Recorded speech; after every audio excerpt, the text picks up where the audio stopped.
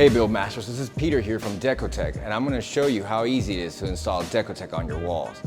You may be wondering why Deckotech? Well, if you have a wall that's not looking too good and you're just tired of looking at that empty space, Deckotech can make your plain wall to a great wall in a matter of seconds. Materials needed for installation: drill, Deckotech screws, Deckotech panels, electric saw, ladder, and a level.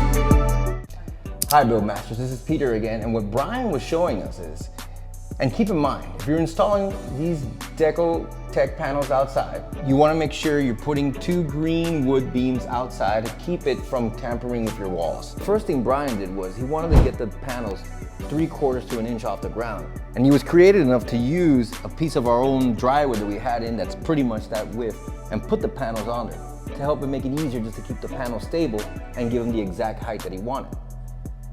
Thank you to Brian here showing us how easy it is to install Deckotech. As Deco Builders, again, this is Peter here. We're gonna put more videos in the future. Please don't forget to subscribe and look forward to seeing more of our videos. Thank you.